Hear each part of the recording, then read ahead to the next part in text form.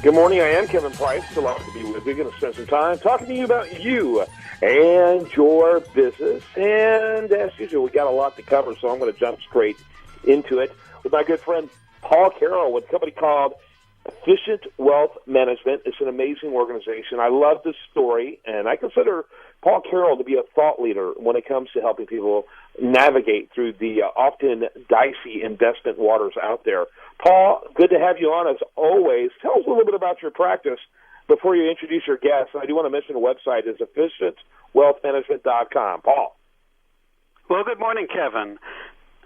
Efficient Wealth Management is a boutique wealth management practice based here in the Woodlands, Texas.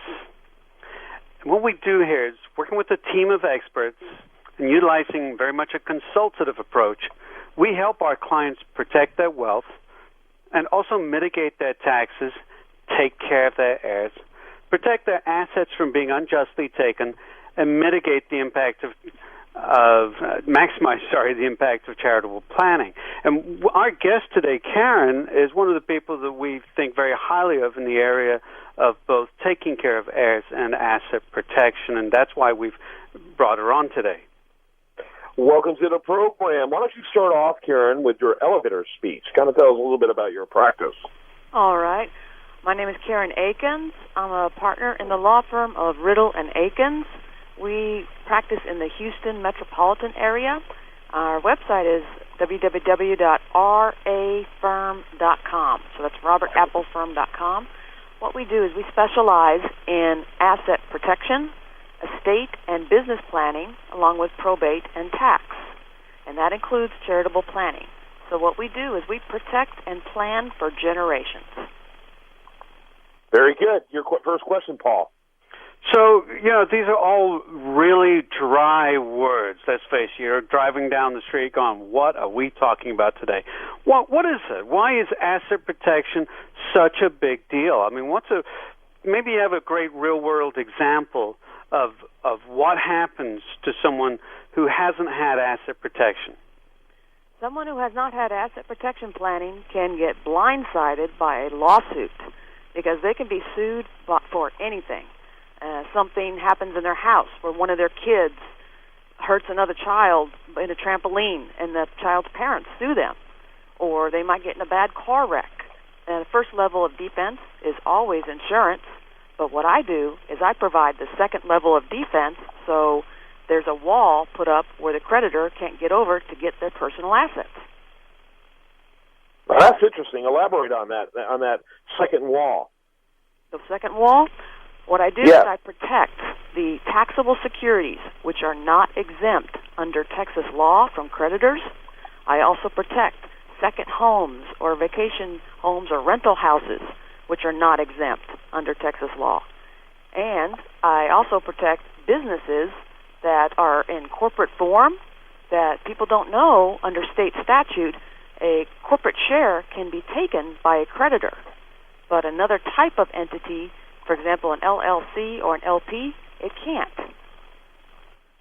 Very interesting. Go ahead there, Paul. So a very good friend of mine was involved in a boating accident in Lake Conroe about 3 years ago, and there was alcohol involved.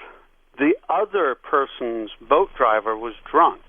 And I think this is the reason I'm relaying this story, Kevin, is what happened is because this guy had the deep pockets and another person was badly injured, the judgment of the peers, and sometimes the peers aren't who you think they are.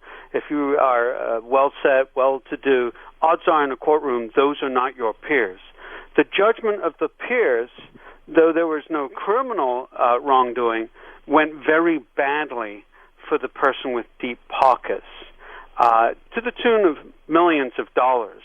However, that client of ours had asset protection, and other than legal fees, it didn't cost him a penny. This stuff happens. Yeah, that's incredible. It's incredible. There's an old cliche, and cliches kind of get ignored, but almost all of them have at least some value, some a lot of value. And prior preparation prevents poor performance. Well, I'll tell you right now, you got to make sure your estate can perform under this kind of stress. Isn't that correct, Karen?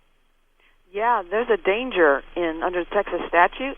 If you have a litigation action against you pending and you do asset protection planning, there's a Fraudulent Conveyance Act which says that the creditor can go in and reverse everything that was done and take those assets back out. So you have to do this type of planning before litigation occurs. Wow. Paul? Yeah, so of course the point being, and I've had clients do this. I had a similar situation where another client had passed a car on to his son, and 3 years later the son was in an accident, and it turned out it never changed the registration. Needless to say, the liability went back to the original owner. And this was the very first thing he said to me is, quick, we need to asset protect. And my response was, it's too late. The minute something happens and there's action taken, the fraudulent conveyance statutes kick in.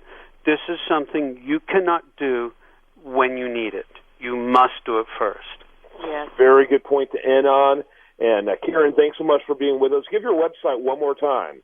It's www.rafirm.com.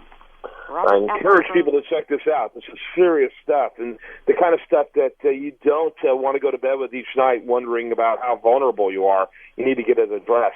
And again, Paul Carroll, he's with Efficient Wealth Management, efficientwealthmanagement.com. Paul, great segment as usual. Thanks so much, sir. Thank you so much. You guys have a great day. Both of you, the same. When we come back, much more for you. Do want to remind you, best content here shows up over there at usdatareview.com. While there, like it on Facebook, follow it on Twitter.